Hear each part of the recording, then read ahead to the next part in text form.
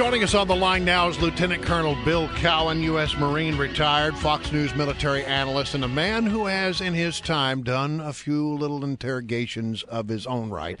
Lieutenant Colonel Bill Cowan, how are you? I'm good, Brian. Nice to be with both of you guys. And you've got a book out called Snatching Hillary, so people might want to look that up. Hey, listen, yesterday there was an unusual press conference at the CIA lobby where live television cameras were allowed in, and CIA Director John Brennan talked about this report that came out from Capitol Hill about what they call EITs. That's what they call them at the CIA, Enhanced Interrogation Techniques. And this was sort of his final take on it. The cause and effect relationship between the use of EITs and useful information subsequently provided by the detainee is, in my view, unknowable. He said it was unknowable. In other words, did they get anything out of these enhanced interrogation techniques? He said unknowable. But then later he says, our reviews indicate the detention and interrogation program produced useful intelligence that helped the United States thwart attacks, capture terrorists, and save lives. But let me be clear, we have not concluded that it was the use of EITs within that program that allowed us to obtain useful information from detainees subjected to them. So, look, what do you think about this? Is he trying to have it both ways?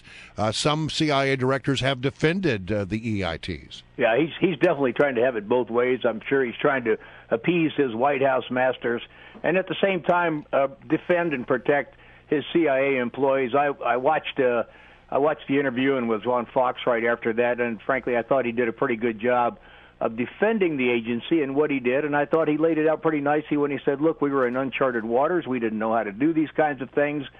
Some of the people went a little bit overboard. The CIA did its own internal investigation later. We concluded we did some things wrong, and, we're sorry, in effect.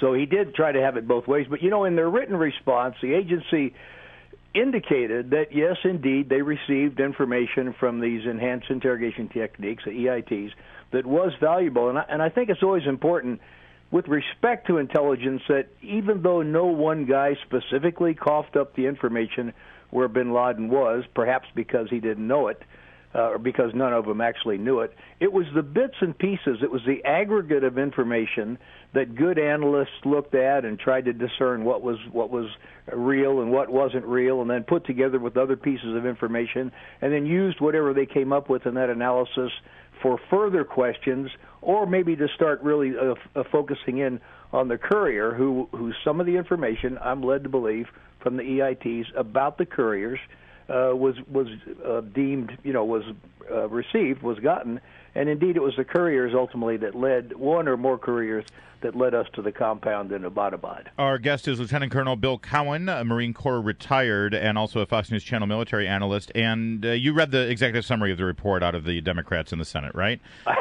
Larry, that's 500 words. I was pages. I was a Marine. All right. Well, I'd still be reading. You're familiar with the findings, Jarhead. All right. Well, listen, you served in Vietnam, and my understanding is that you were engaged in certain interrogations at times when you served over there, and thank you for that service. Did anything in this report seem out of bounds to you compared to your experience? No, you know what? I did. I was working with the CIA for quite a while in Vietnam, and we took a lot of prisoners.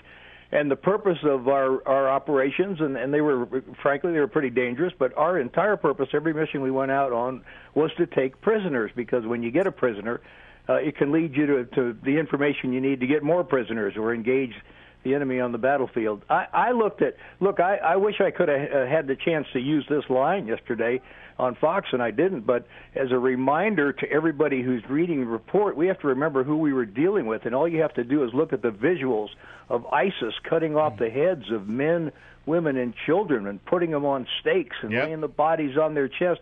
That's the nature of the people we're dealing with, and it seems to me that the Americans who are critical of what the agency did have totally forgotten that part.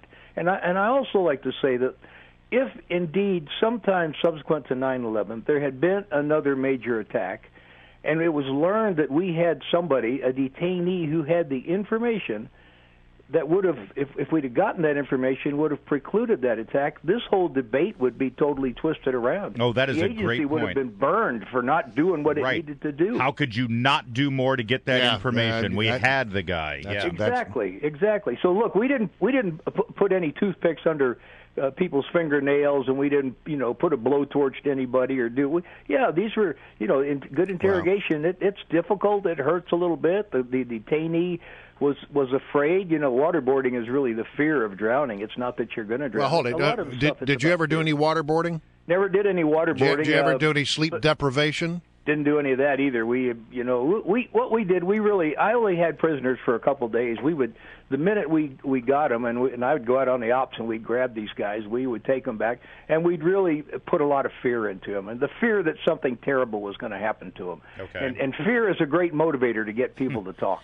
And we'd keep them for a couple days, and after we got what we needed out of them, we would pass them up the chain. I don't know what happened when they went to the bigger prisoner of war camps or whatever, but in many cases, these prisoners would actually take us back out the next day to get whoever they were pointing us out to. We had a squad leader that took us out the next day, and we got his platoon commander, and platoon commander took us out the day after that, and we got the company commander. These guys, although it was very local, much like Al-Qaeda, which was distributed all around the region over there, when we were fighting the local Viet Cong, the infrastructure, they were hiding in the daytime in a 50 square mile area, and that one guy would know where the other one was, and we would kind of daisy chain this whole thing. We never touched anybody. We never hurt anybody.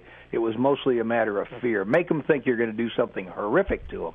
See, my question, Lieutenant Colonel Cowan, is, because of your experience in Vietnam, you have a certain informed understanding of what warfare is like. I'm looking at the Democrats on the Senate Intelligence Committee who released this report without Republican input. I'm looking at Dianne Feinstein, John D. Rockefeller IV, Ron Wyden, Barbara Mikulski, Mark Udall, Mark Warner, Angus. I don't think any of them served. I don't think they did either.